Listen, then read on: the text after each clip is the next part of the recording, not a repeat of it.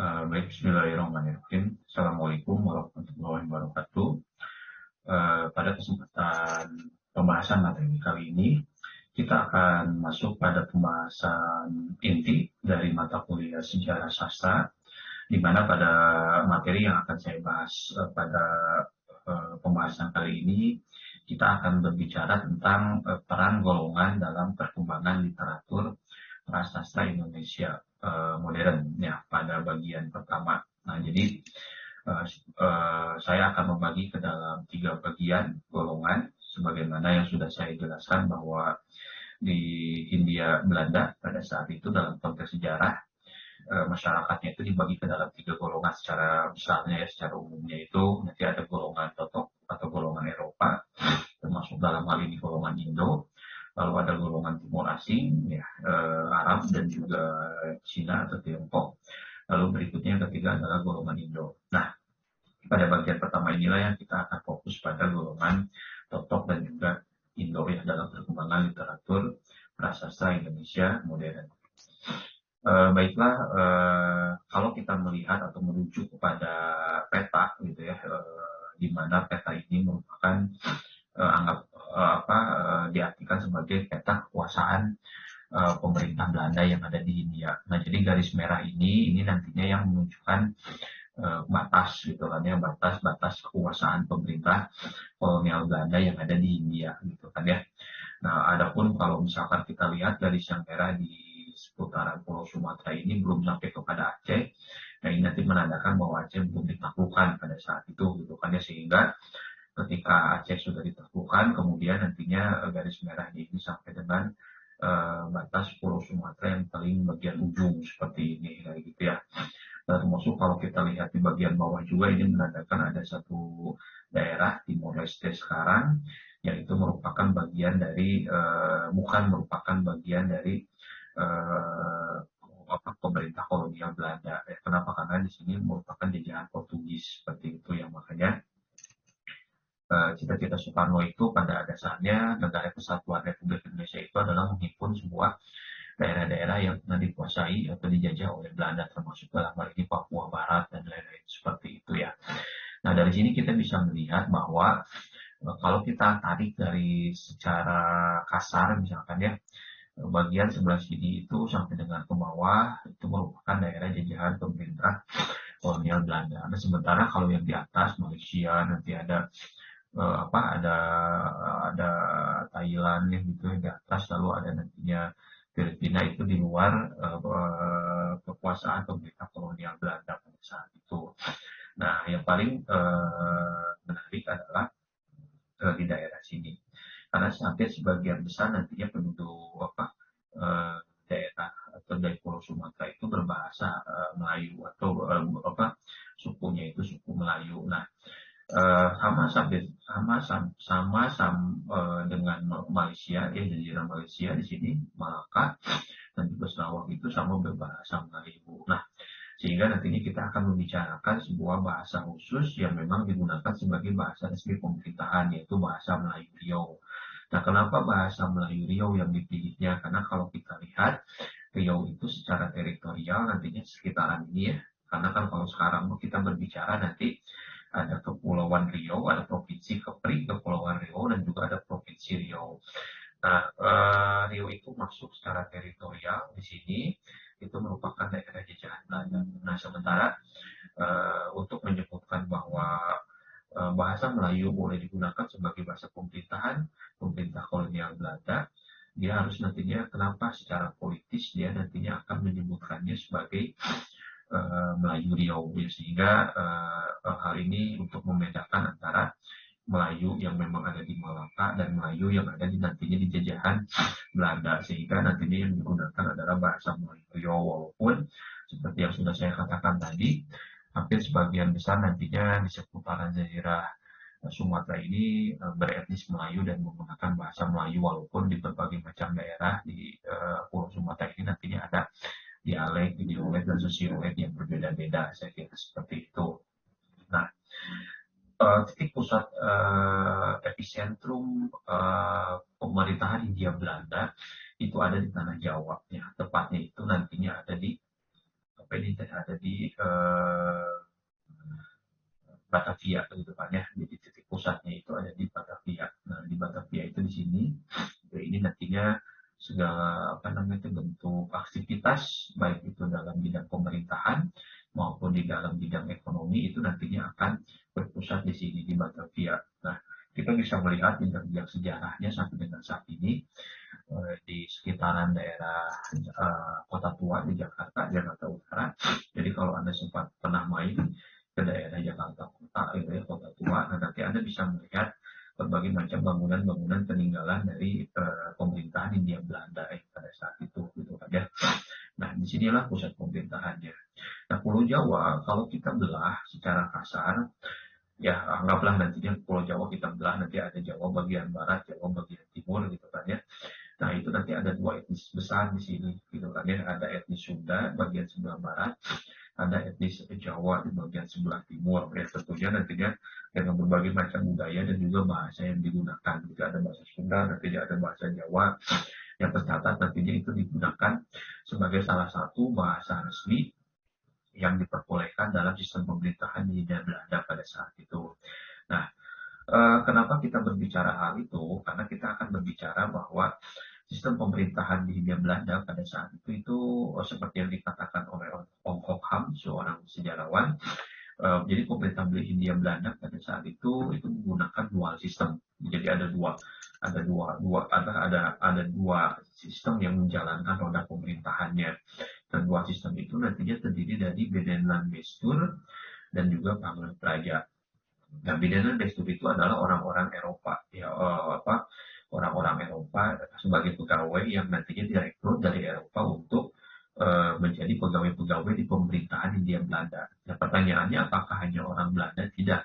Nantinya banyak orang Eropa lain seperti misalkan orang Inggris, orang Prancis, orang Jerman yang memang notabene mereka datang ke Hindia Belanda itu nantinya untuk bekerja dan tentunya digaji. Saya kira seperti itu sebagai pegawai pemerintahan pada saat itu. Nah, bagaimana posisinya kalau Panglet Praja? Nah, Panglet Praja itu di sini itu adalah orang-orang pribumi yang disekolahkan oleh pemerintah Hindia Belanda. Sekolahnya itu nantinya bernama adalah Ospia, gitu kan ya. Nah, jadi Ospia ini merupakan sekolah bagi orang-orang pribumi yang nanti setelah lulusnya itu outputnya itu akan menjadi seorang pegawai pemerintah, atau kalau misalkan kita pakai asosiasi sekarang mah kita bisa tahu atau kita mengenal nantinya ada sekolah pemerintah namanya itu IPDN ya, Institut Raja atau apalah dalam negeri lah, kira-kira seperti itu ya, yang nantinya outputnya itu akan menjadi pegawai-pegawai di pemerintahan ya. Kita anggaplah misalkan kita sebutnya sebagai seorang PNS atau ASN kalau untuk konteks sekarang. Nah, Ospia ini salah satu bagian dari diberlakukannya politik etis, gitu kan ya. Politik etis itu adalah politik balas budi yang nanti akan saya jelaskan sedikit berjalannya penjelasan di materi kali ini. Nah, ada juga kalau misalkan Anda mengenal nanti ada sekolah Stovia. Nah, Stovia, kalau Ospia itu sekolah bagi orang pribumi yang nanti lulusannya menjadi pegawai pemerintah. Sementara kalau Stovia itu adalah sekolah bagi masyarakat pribumi di bidang kedokteran. Nah, jadinya makanya kita mengenal nantinya ada Dr. Cipto Mangunkusumo, ada Dr. Wahidin dan lain-lain lah, saya kira seperti itu. Itu lulusan Stovia. Sementara kalau Ospia itu adalah sekolah bagi orang-orang pribumi yang nantinya menjadi pegawai, gitu kan ya, di pemerintahan Hindia Belanda pada saat itu. Nah, kalau Anda main-main ke daerah ke Bandung, yang tepatnya di Jalan Sumatera, itu nanti ada bekas bangunan Ospia. Nah, bekas bangunan Ospia sekarang ini itu digunakan sebagai sekolah SMA 3 dan juga SMA 5 Bandung. Nah, jadi kalau Anda pernah main ke Bandung, gitu kan, coba main-mainlah ke SMA 3 dan juga SMA 5 Bandung, karena itu merupakan bekas peninggalan sekolah Ospia pada saat itu, gitu kan ya.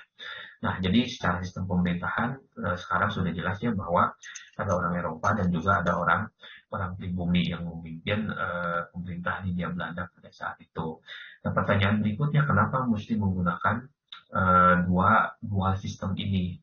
Nah, karena berdasarkan catatan sejarah bahwa orang-orang pribumi itu secara umumnya itu lebih patuh kepada pemimpin-pemimpin lokalnya, ya kepada bupatinya, kepada rajanya gitu kan ya. Dan dalam hal ini kita berbicara nantinya berkaitan dengan ekonomi, penarikan pajak gitu kan dan lain-lain, itu lebih nantinya orang pribumi itu lebih patuh, orang pribumi kebanyakan itu lebih patuh kepada pemimpin-pemimpin lokalnya, sehingga pemerintah Hindia Belanda penting untuk nantinya mengangkat orang-orang pribumi ya sebagai pimpinan-pimpinan lokal, seperti kita mengenal nantinya ada bupati itu kan ya, ada regent dan lain-lain seperti itu yang memang dipimpin oleh orang-orang pribumi ya, atau orang-orang raja-raja lokal atau golongan-golongan pembesar-pembesar yang ada di wilayahnya masing-masing. Nah, lalu berikutnya mereka dihimpun dalam sebuah apa namanya itu bukan organisasi, dalam sebuah komunitas yang kita sebut sebagai pangkat praja tadi ya, yang dipekerjakan.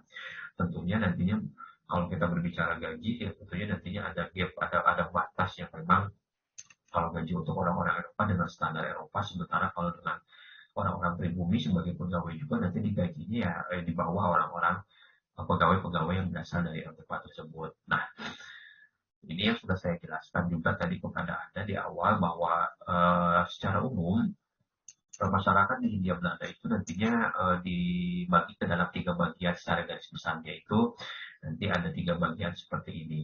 Nanti ada golongan Eropa, lalu ada golongan Timur Asing, ya tadi isinya saya bisa sebutkan, ada golongan Arab, gitu, ada golongan Cina atau Tiongkok, tentunya nanti ada Persia, ada India dan lain-lain. Cuman kita akan berbicara fokusnya di sejarah sastra atau yang golongan mana, golongan Timur Asing mana yang nantinya banyak sumbangsihnya dalam perkembangan literatur. Nah, yang tercatat nantinya ada golongan Tionghoa gitu ketimbang golongan-golongan yang lain. Bukan berarti mendiskreditkan golongan Timur Asing yang lain, hanya saja konteks sejarah bangsa Indonesia ini akan kita sesuaikan dengan konteks sejarah sastra Indonesia sebagai inti dari mata kuliah ini. Nah, jadi golongan Eropa tadi ada Belanda, Prancis, Jerman dan lain-lain.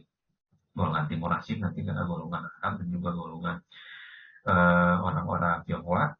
Lalu ada golongan pribumi ya, yang pada saat itu di ledeknya itu dengan istilah inlander, saya kira seperti itu ya. Nah, ini pecahan golongan masyarakatnya, jadi ada orang-orangnya, ada orang-orangnya. Nah, lalu tadi seperti yang saya katakan di bagian pertama ini kita akan fokus perhatiannya pada golongan penebus Eropa / Indo. Nah, karena kenapa nantinya golongan Eropa disamakan dengan golongan Indo? Karena pada saat itu golongan Indo itu yang half itu kan setengah Eropa, setengah nantinya pribumi, bapaknya orang Eropa, ibunya orang pribumi. Lalu istilahnya familiar sering kita dengar dengan istilah nyai. Jadi perempuan pribumi yang dikawini oleh orang lelaki Eropa, nanti dia selalu disebutnya itu dengan istilahnya itu adalah nyai, seperti itu ya. Nah, itu jadi anaknya itu nantinya orang Indo seperti itu. Nah, secara hukum anak-anak yang lahir dari pasangan Eropa dan pribumi itu nantinya mereka memiliki Exgebightenrechten atau hak imunitas yang memang nantinya secara hukum itu disamakan dengan bapaknya yang merupakan orang Eropa. Jadi ikut garis keturunan bapak secara hukum seperti itu ya, sehingga dalam beberapa kasus-kasus yang berkaitan dengan hukum, mereka anak-anak Indo itu nantinya akan diperlakukan layaknya sebagai seorang Eropa seperti itu. Nah, kalau tadi golongannya, orang-orangnya ya. Nah, sementara ini bahasanya. Jadi ada bahasa resmi pemerintahan di Hindia Belanda yang memang digunakan dalam kesehariannya sebagai bahasa pemerintahan atau bahasa pergaulan di lingkungan pemerintahan Hindia Belanda pada saat itu. Ya, baik nantinya antara orang Eropa dengan orang Eropa, atau orang Eropa dengan orang pribumi sebagai pangkat praja, mereka berbahasanya itu pilihannya itu ada 3 bahasa ini gitu kan ya. Yang pertama tentunya ada bahasa Belanda, dan juga nantinya bahasa-bahasa Eropa yang lainnya sebagai bahasa pengantar atau bahasa keseharian ya, bilingual gestur tentunya. Lalu ada bahasa Melayu. Nah, tadi yang saya katakan bahwa bahasa Melayu yang digunakannya itu adalah bahasa Melayu Riau yang secara politis digunakan atau dipilihlah Riau yang merupakan bagian dari kekuasaan secara teritorial itu kekuasaan pemerintah Hindia, pemerintah Belanda gitu kan ya, atau jajahan Belanda seperti itu. Nah, Lalu berikutnya bahasa Melayu Riau juga itu selalu identik dengan disebutnya itu sebagai bahasa Melayu tinggi. Juga nantinya identik juga disebut sebagai bahasa Melayu sekolahan karena bahasa Melayu Riau atau bahasa Melayu tinggi inilah yang kemudian nantinya diajarkan di sekolah-sekolah milik pemerintah Hindia Belanda pada saat itu. Selain nantinya belajar bahasa Belanda, mereka pun nantinya diajarkan juga berkaitan dengan bahasa Melayu tinggi ini atau bahasa Melayu Riau ini sehingga nantinya identik dengan bahasa Melayu sekolahan seperti itu ya. Nah, bukan. Nah, lalu muncul juga jadi bahasa Melayu yang digunakan ada bahasa Melayu Riau, bukan bahasa Melayu rendah. Ya kalau ada tinggi tentunya ada rendah. Kalau ada sekolahan nanti ada padanannya dalam podcast ini adalah bahasa Melayu pasar. Jadi bukan bahasa Melayu yang digunakan di sekolahan, tapi bahasa Melayu yang digunakan sebagai bahasa lingua franca gitu kan ya, bahasa pengantar dalam konteks dalam hal ini perdagangan dan perniagaan yang ada di pasar. Nah, kenapa itu nantinya identik nantinya dengan Tionghoa? Karena sejarah mencatat bahwa yang pada saat itu menguasai pasar itu ya adalah orang-orang Tionghoa gitu kan ya. Samalah kalau kita berbicara konteks sekarang juga nanti sebagian besar nantinya kekuatan ekonomi kita itu didominasi untuk tidak mengatakan dimonopoli oleh golongan atau orang-orang Tionghoa. Saya kira seperti itu, makanya identiknya pasar itu identik dengan orang Tionghoa dan yang digunakan itu adalah bahasa Melayu pasar tadi sebagai lingua franca. Nah ini logikanya itu kenapa nantinya menjadi bahasa Melayu rendah itu kan ya, karena ya kalau di pasar itu kan semua etnis itu muncul gitu kan ya. Tadi pusatnya di Batavia, ada orang Eropa, orang Belanda pakai bahasa Belanda, ada orang Inggris pakai bahasa Inggris, ada orang Portugis pakai bahasa Portugis sebagai bahasa pengantarnya dalam keseharian berdagang, ada orang daerah, orang Sunda menggunakan bahasa Sunda, ada orang nantinya Sumatera menggunakan Melayu, ada orang Jawa menggunakan bahasa Jawa. Nah, sehingga bercampurlah berbagai macam bahasa tersebut sehingga dalam konteks perdagangan atau perniagaan kan yang dibutuhkan itu bukan bahasa resmi harus menggunakan bahasa ini, tapi nantinya dengan berbagai macam upaya tidak menghalangi nantinya kekurangan bahasa pengantar tersebut, sehingga yang penting perniagaan itu atau perdagangan itu nantinya bisa berjalan atau pertukaran barang itu bisa berjalan. Dia bisa menggunakan gestur, bisa menggunakan bahasa tubuh dan lain-lain, sehingga sadar maupun tidak sadar bahasa Indonesia kita kekinian kalau Anda buka kamus KBBI itu nantinya banyak loan word-nya, banyak bahasa serapan gitu. Jadi kalau Anda baca kamus nanti lihat setelah nantinya katanya apa, ada lambang fonemisnya, nantinya ada kata ini merupakan kata serapan tidak, nantinya ada SD untuk Sunda, JW untuk Jawa, BLD untuk Belanda itu kan ya, ING untuk Inggris, misalkan IN untuk India dan lain-lain. Ini menandakan bahwa bahasa Indonesia kekinian itu banyak menyerap dari kata-kata atau istilah-istilah dari bahasa asing seperti itu. Nah, kalau dilihat dari sejarah seperti ini, kemudian kita bisa melihat bahwa kira-kira bahasa Indonesia sekarang itu bersumber dari bahasa apa.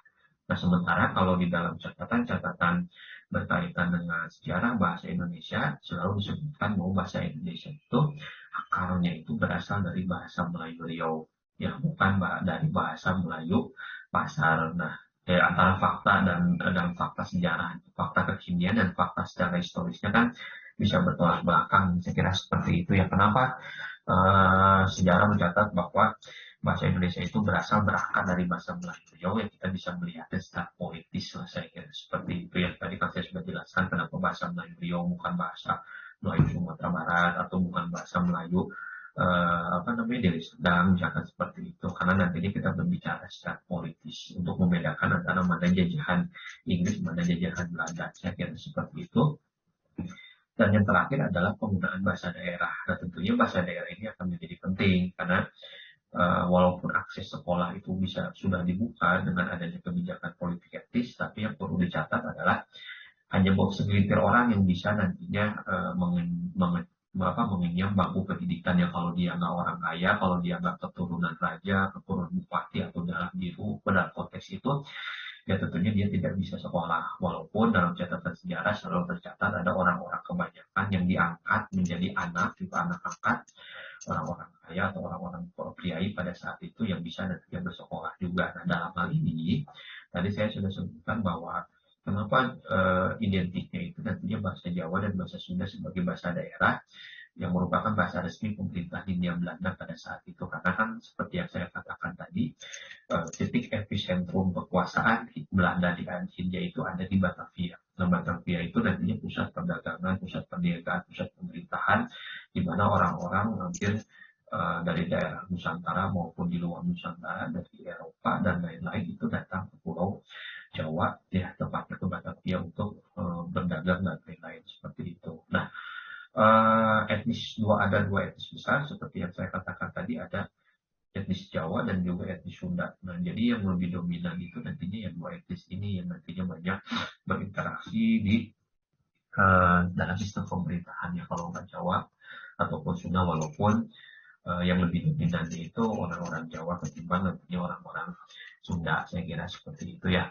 Nah, inilah sebetulnya inti yang akan kita bicarakan gitu kan ya. Jadi ada orangnya gitu kan ya, ada orangnya, ada orang Eropa, dia pakai bahasa apa, golongan Timur Asing, golongan Tionghoa dia pakai bahasa apa, golongan pribumi dia menggunakan bahasa apa. Nah, itulah kita kaitkan dengan apa yang mereka tuliskan, yang dicatat dalam sejarah sastra itu sebagai bagian dari perkembangan literatur ketika masa pemerintahan Hindia Belanda. Nah, kayak gitu ya. Nah, itulah yang akan kita bahas. Nah, pada bagian awal ini kita akan berbicara satu golongan, yaitu golongan Eropa, yang nantinya itu ada golongan Totok dan juga golongan Indo. Kira-kira tema apa yang kebanyakan mereka tuliskan, atau misalkan ya topik apa atau hal fenomena apa yang coba mereka gambarkan atau mereka tuliskan di dalam literatur yang karya-karya atau literatur yang mereka ciptakan. Nah, poin yang paling penting yang pertama adalah golongan Eropa itu selalu nantinya berdasarkan sebuah kepentingan kolonial dasar. Nah, jadi kalau Anda dulu pernah belajar sejarah, ya tentunya pernah belajar sejarah bahwa kepentingan kolonial dasar itu nantinya akan berbicara tiga hal ya. Lalu kita mengenalnya itu dengan 3G, ada glory, gold, dan juga gospel. Nah, glory itu yang kita anggap sebagai kemenangan. Jadi ketika dia sudah bisa menguasai tanahnya, itu kan sudah menguasai daerahnya, itu dianggap sebagai sebuah kemenangan.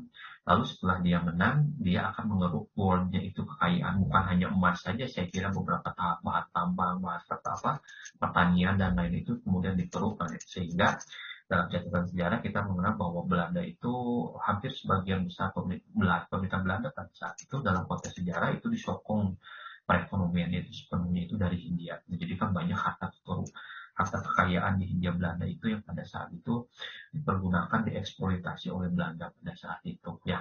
Lalu yang ketiga adalah gospel. Nah, gospel ini nanti kita berbicara adalah muatan-muatan yang berkaitan dengan misi-misi penyebaran agama. Saya kira seperti itu. Nah, makanya yang coba dicatat dalam catatan sejarah sastra ini adalah banyaknya nantinya muatan-muatan gospel dalam literasi-literasi yang ada di masa Hindia Belanda pada saat itu.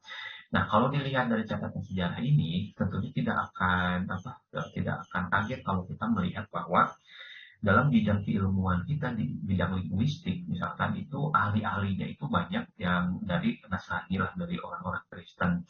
Dalam sejarahnya misalkan kita mengenal ada Verhaar di Jawa ya, di Yogyakarta, tepatnya di Sanata Dharma. Dia seorang pendeta, kemudian mendirikan nantinya sebuah lembaga yayasan yang disebut universitasnya itu kita mengenal dengan Universitas Sanata Dharma gitu kan. Dia sebagai seorang pendeta dan juga dia sebagai seorang linguis. Nah, lalu berikutnya misalkan Atma Jaya itu ada Katolik gitu, Unika Atma Jaya. Tradisi linguistiknya itu nantinya besar di sana. Jadi kalau di barat itu, Indonesia bagian barat itu, tradisi linguistik itu ada di UI, kalau nggak di UI nantinya ada di Atma Jaya, seperti itu. Nah, hal ini menandakan bahwa kenapa kira-kira kaum misionaris itu penting nantinya untuk menjadi seorang ahli bahasa. Nah, tentunya kan kalau kita sepakat dengan pendapat Homi Baba, dia mengatakan nantinya untuk menguasai sebuah bangsa, ya kuasai bahasanya. Nah, dari bahasa itulah kemudian sebagai bagian dari 7 sistem universal budaya itu nantinya bisa masuk. Nah, kemudian kan banyak ritual-ritual agama Nasrani dalam hal ini kemudian dilakukannya dengan bahasa daerah. Kemudian mereka mengasimilasi lalu ada akulturasi dengan budaya setempat. Makanya daerah Jawa tuh itu nanti banyak kaum misionaris itu nantinya berhasil ya, karena yang didekati itu adalah dengan jalur budaya bukan dengan jalur pedang pemaksaan dan itu. Jadi jalurnya itu dengan jalur yang soft melalui jalur budaya didekati, lalu berikutnya berkembanglah nantinya penyebaran misi penyebaran agama ini. Nah, salah satunya yang nantinya banyak tercatat adalah banyak literatur atau bahan-bahan bacaan yang kemudian diterjemahkan dari barat ya tentunya. Ketika diterjemahkan kita harus berbicara ada empat komponen penerjemah. Jadi kalau Anda belajar tentang teori penerjemahan itu selalu nanti kita akan berbicara teks sumbernya dari bahasa apa, lalu penerjemah orangnya itu, lalu berikutnya tujuan penerjemahannya apa, lalu teks sasarannya itu nantinya bahasanya bahasa apa. Nah, ini menjadi penting terutama nantinya di poin yang kedua. Ya, siapa penerjemahnya, latar belakang penerjemahnya, atau profesinya dia selain sebagai seorang penerjemah apa, lalu tujuan penerjemahnya apa. Nah, sehingga nantinya ini akan menjadi penting. Jadi kalau kita melihat tadi bahwa banyak literatur yang diterjemahkan dari cerita-cerita barat, baik diterjemahkan ataupun disadur, seperti misalkan ada Sinbad, lalu ada Sinbad, ada Robinson Crusoe, dan juga nama Song of Papa gitu ya. Itu merupakan cerita-cerita rakyat gitu kan ya, dari barat, dari Eropa, yang kemudian diterjemahkan oleh tadi yang seperti saya katakan oleh para misionaris gitu kan ya, penyebaran agama tersebut, ya, agama dasar tersebut, dan kemudian menjadi jelas bahwa tujuan penerjemahannya itu beberapa bagian yang nantinya akan disisipi dengan muatan-muatan gospel tadi, ada muatan-muatan yang memang ingin dimasukkan. Nah, itulah strategi yang pada saat itu digunakan oleh komisionaris untuk yang salah satunya menyebarkan agamanya melalui bahan literatur atau melalui bahan bacaan, melalui karya sastra, sederhananya seperti itu. Di sini kemudian kita bisa semakin yakin bahwa eh, cara paling mudah mendoktrin seseorang atau sekelompok orang itu dengan medianya apa, itu media seni ya. Dengan media seni itulah kemudian kita secara sadar maupun tidak sadar itu kemudian nantinya bisa terdoktrin, saya kira seperti itu ya. Nah, ini banyak catatan-catatan sejarah yang pernah saya share bahwa nantinya ada Winter, yang Chef Winter itu seorang pendeta juga, dia nantinya menerjemahkan One Thousand and One Night ya, kalau kita kenal secara umumnya itu sebagai cerita 1001 malam ya, dimana nantinya ada cerita Aladin, ada Alibaba dan lain-lain seperti itu ya. Cuman ketika diterjemahkan oleh siapa penerjemahnya, apa profesi dia, kemudian kita bisa sadar bahwa ya tentunya, atau bisa curiga lah saya kira, bahwa ketika diterjemahkan dalam bahasa Jawa seperti yang diterjemahkan atau disadur oleh Winters ini adalah Serat Carios Sewu Satunggaling Dalu gitu kan ya. Nah, itu nantinya akan lekat akan muatan-muatan nantinya gospel tersebut ya. Nah, ada juga nantinya tercatat di 1876 nanti ada A.F. von der Wall. Dia juga sama sebagai seorang pendeta juga. Dia menerjemahkan nantinya Petualangan Syahidin ya, karya Wilkins. Kemudian nantinya diterjemahkan dalam bahasa Melayu. Ya, itu nanti menjadi sebuah bunga rampai cerita-cerita Belanda. Ada juga nantinya Nicola Maria Christina Smart, dia menerjemahkan Van Sla Tot Frost, Historis Romantis, Zet Undril Kuzit van de Java. Dan dia menerjemahkan nantinya beberapa cerita-cerita tentang pahlawanan lah ya, dan lain-lain seperti itu. Itu ya tentunya nanti disisipi dengan muatan gospel. Salah satu ceritanya itu adalah nantinya yang paling sederhana, misalkan kita bisa berikhtiar, manusia bisa berikhtiar, atau nantinya Tuhan yang akan menentukan. Nah, Tuhannya itulah kemudian yang perlu digarisbawahi, siapa yang menuliskannya, atau Tuhan siapa yang nantinya merujuk kepada penerjemahnya, kayak gitu ya. Itulah nantinya akan menjadi penting, siapa penerjemah dan apa tujuan penerjemahannya. Ada juga nantinya F. Figures yang tercatat juga nantinya, yang ada juga nantinya siapa G. Francis ya, sebagai seorang Indo. Tapi kita berbicara dulu dalam konteks misi muatan-muatan gospel dulu ya, sebelum nantinya selain tema-tema gospel ada tema-tema apa lagi, ada lagi nantinya tema-tema yang akan saya jelaskan. Lalu ada Class gitu kan ya, itu dia menerjemahkan nantinya Fismile Soldiers, lalu ada nantinya Lawa-Lawa Merah, itu saduran dari Rock Ponjes, itu 1972, dan ini yang paling populer saya kira nantinya ada Studi in Scarlet Sherlock Holmes 1887 karya Sir Arthur Conan Doyle. Itu merupakan sebuah karya yang populer mungkin ya sampai dengan saat ini itu menjadi bagian karya yang populer yang bisa kita nikmati ya. Selain nantinya Anda bisa menikmati karya sastranya, itu nanti ada karya-karya yang sudah dialihwahanakan. Ya, Sherlock ini sudah banyak dialihwahanakan menjadi nantinya pementasan juga nantinya menjadi sebuah film gitu kan ya. Karya Hollywood tentunya dan karya-karya dari sinias-sinias yang lain itu banyak. Anda bisa nanti lihat kalau Anda belum pernah baca, Anda bisa nonton. Tapi intinya Sherlock Holmes ini nantinya bercerita tentang kisah detektif, gitu kan ya, kisah detektif ya, detektif swasta. Dia diberikan nantinya kepintaran, kecerdasan gitu kan untuk nantinya memecahkan berbagai macam persoalan-persoalan kriminal yang tidak dapat dipecahkan gitu kan ya. Kemudian dia bisa memecahkannya, kemudian dia bisa mengasih solusinya lah dan lain-lain seperti itu. Lebih kurang ceritanya seperti itu. Tapi jangan lupa bahwa di balik kecerdasan Sherlock Holmes itu, dia itu memiliki sebuah penyakit. Yang intinya mah dia pintar tapi ada kelemahannya juga, dia itu orang yang sakit lah, saya kira seperti itu. Sehingga dalam cerita dia didampingi oleh seorang temannya yang seorang dokter seperti itu, dokter Watson kalau saya tidak salah mengingat. Dia merupakan seorang dokter tentara, pensiunan tentara, saya kira seperti itu. Jadi kita berbicara di sini bahwa kata kuncinya adalah ya Tuhan itu adil. Jadi ada di balik kecerdasan seseorang ada kelemahannya. Dan di balik kelebihan seseorang ada kelemahannya, sama seperti layaknya Sherlock Holmes gitu kan ya. Di balik kecerdasannya ternyata dia itu sakit dan lain-lain seperti itu. Nah, ini menandakan bahwa ya Tuhan itu adil.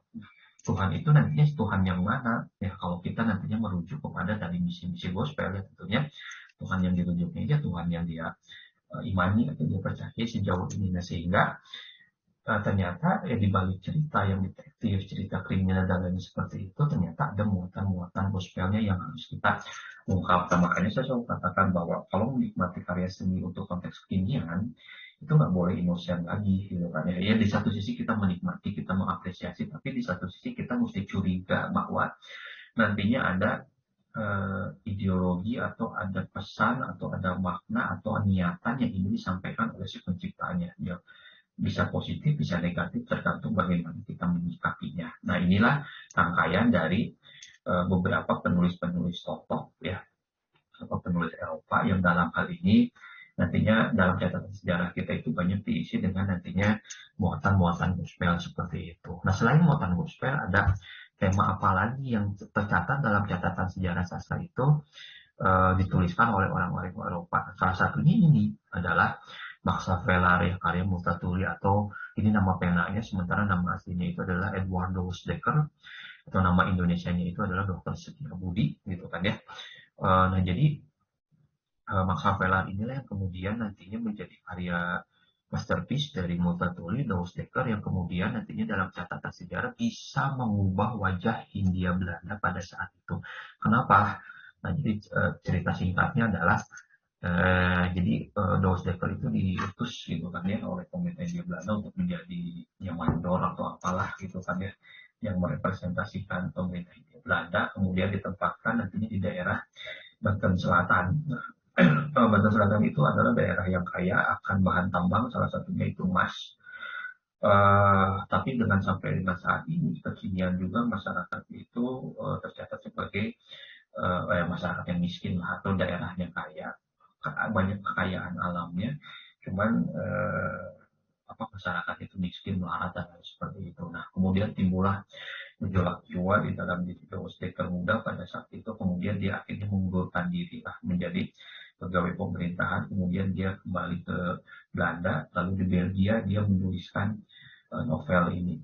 Nah, yang perlu Anda catat adalah novel. Jadi Multatuli ini adalah menulis novel berjudul Max Havelaar yang menceritakan tentang bagaimana ketimpangan yang terjadi di daerah Banten Selatan, lalu kesengsaraan, kemiskinan yang ada di Banten Selatan gitu kan ya. Dia kemudian menuliskan bagaimana daerahnya kaya tapi masyarakatnya miskin, bodoh dan lain-lain seperti itu. Kemudian dia tuliskan di dalam sebuah novel yang berjudul Max Havelaar. Nah, Max Havelaar ini ditulis dalam bahasa Belanda. Walaupun ditulis di Belgia, tapi kemudian jangan lupa Belgia itu ada dua bahasa resminya ya, ada bahasa Prancis, ada bahasa Belanda. Mereka menggunakan dua bahasa itu.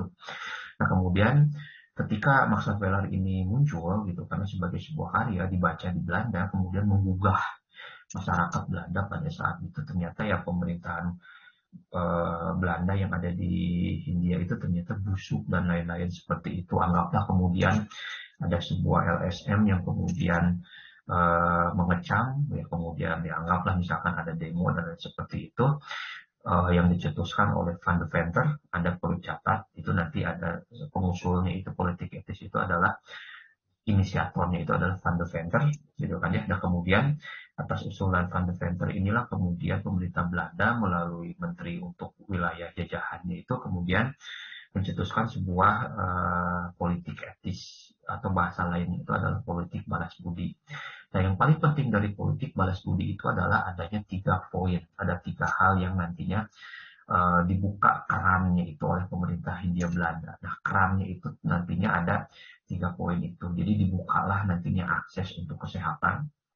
Yang kedua nantinya dibukalah akses untuk pendidikan. Yang ketiga adalah dibukanya akses untuk politik. Nah, makanya imbas dari politik etis itu kemudian ada dari bidang kesehatan, makanya nantinya ada Stovia ya, dokter-dokter pribumi. Lalu berikutnya ada akses pendidikan, makanya dibukalah sekolah-sekolah bagi orang-orang pribumi gitu kan ya. Jadi ada sekolah-sekolah pemerintah Belanda atau sekolah negeri lah biar mudahnya kayak gitu bagi masyarakat pribumi pada saat itu, mulai dari HBS, sekolah rakyat HBS, ada nantinya ada Pengeliti, ada Mulo, ada Stovia, ada Osvia dan yang lain-lain seperti itu, termasuk nantinya ada akses politik. Kemudian kita mengenal nantinya ada Dewan Perwakilan Rakyat Volksraad gitu kan ya di Hindia Belanda. Kemudian ada partai-partai berdiri, ada indise partai, salah satunya itu nanti ada 3 serangkai. Edward Dorsdekker, ada Viaja Dewantara, dan satu lagi saya lupa. Ada partai-partai yang lainnya boleh berdiri pada saat itu yang kemudian mengubah wajah dunia.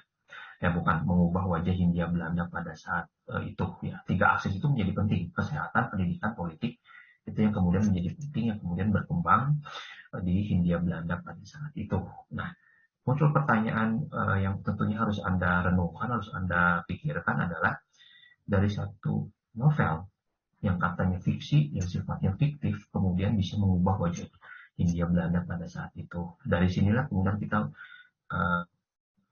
sebagai mahasiswa bahasa dan sastra kemudian sudah mulai berpikir bahwa sebegitu pentingnya karya sastra yang katanya fiksi, yang katanya fiktif itu ternyata bisa mengubah wajah Hindia Belanda pada saat itu dalam konteks sejarah. Nah, kemudian kita mulai berpikir saat ini bahwa ya itulah pentingnya belajar sastra. Ya disitulah kekuatan karya sastra ya.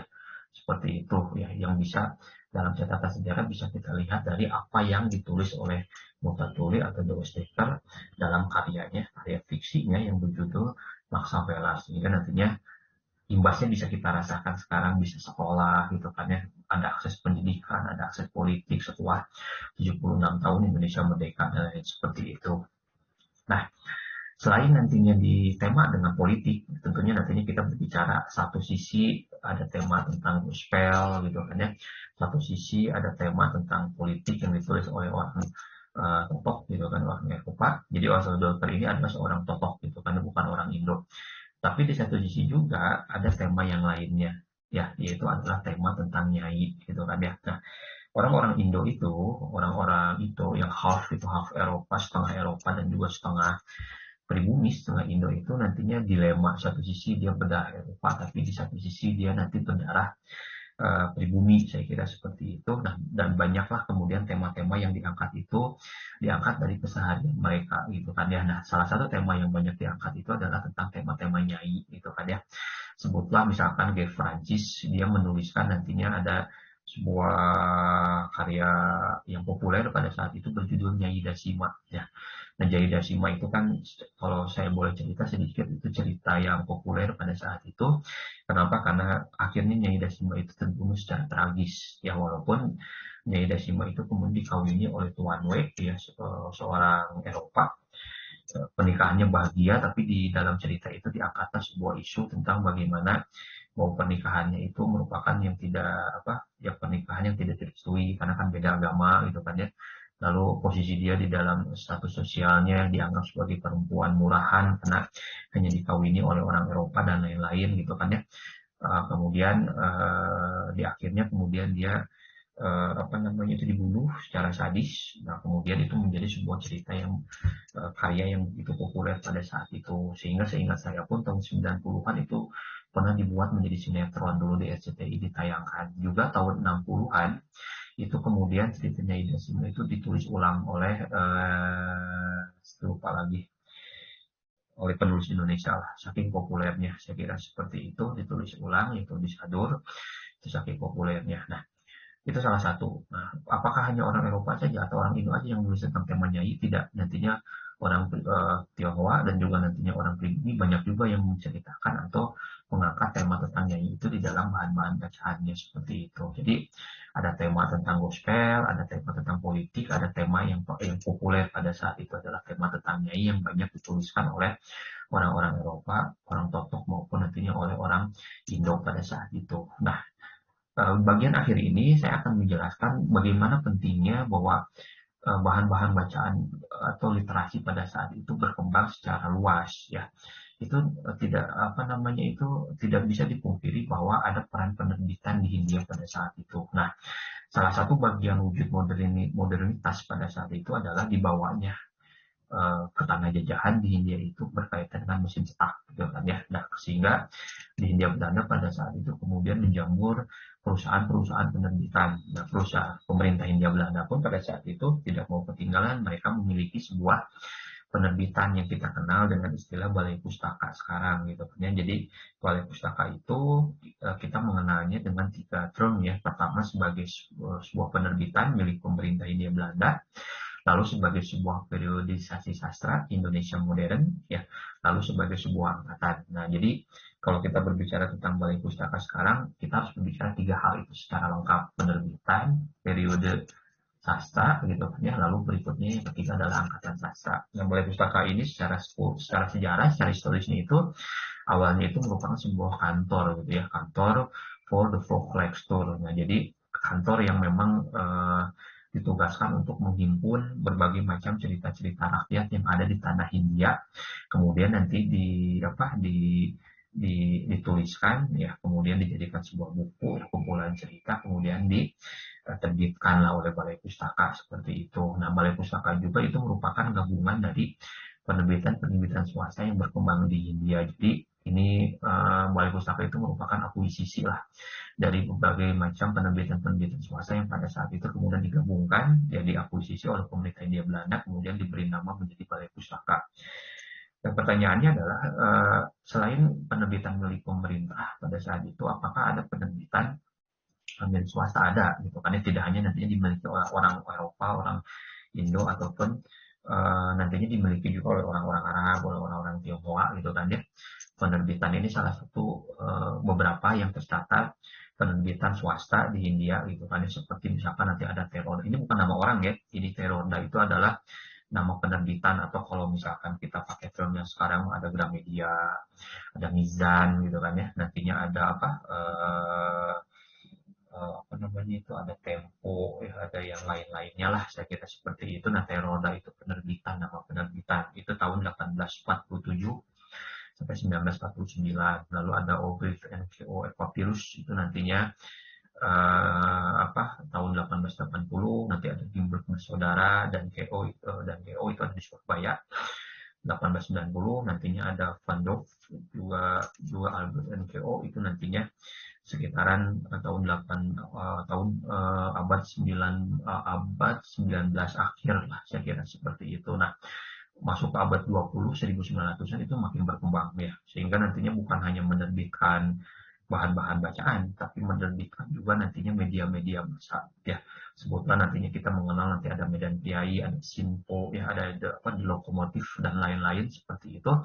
Ini merupakan salah satu bagian produk dari berkembangnya penerbitan-penerbitan yang ada di India pada saat itu. Nah, saya kira kita bisa melihat peran positif dan juga negatifnya tentang peran golongan Totok atau golongan Indo yang ada di India pada saat itu. Nah, kita tidak sedang berbicara bahwa satu sisi yang gospel itu buruk, enggak gitu kan. Kita berbicara pada masa itu salah satu bagian yang memang perlu kita apresiasi sebagai bagian untuk menambah khasanah tentang literasi pada saat itu atau bahan bacaan pada saat itu, terlepas dari muatan-muatannya itu adalah gospel. Kita nggak berbicara konteks itunya. Lalu kita berbicara banyak cerita tentang Nyai gitu kan, ya itu kan menangkap fenomena sejaman. Nah dari situlah kemudian kita mulai sepakat mungkin bahwa karya sastra itu bisa dijadikan sebagai dokumentasi sosial yang menggambarkan fenomena-fenomena sejaman yang coba diceritakan, digambarkan oleh pengarangnya seperti itu. Termasuk ya karya sastra bisa dijadikan sebagai alat gitu kan, alat apa ya tergantung gitu kan, seperti contoh tadi Mas Safera menjadikan karya sastra sebagai alat ya untuk menyuarakan aspirasi politiknya, untuk menyuarakan berbagai macam kekecewaannya dan lain-lain gitu kan ya. Nah dari sini kita bisa menangkap, bisa belajar bahwa apa yang dikatakan oleh Fanon tadi, saya salah, bukan kata Baba ya, bukan kata Homi Baba, tapi ini pendapat Fanon. Jadi untuk menguasai sebuah bahasa berarti menempuh sebuah dunia, sebuah budaya. Jadi untuk menguasai sebuah budaya, sebuah dunia itu tadi kuasai bahasanya. Saya kira itu yang bisa saya sampaikan pada pembahasan atau pada materi kali ini gitu ya. Kita bertemu lagi dalam pembahasan-pembahasan yang lainnya. Terima kasih. Assalamualaikum warahmatullahi wabarakatuh.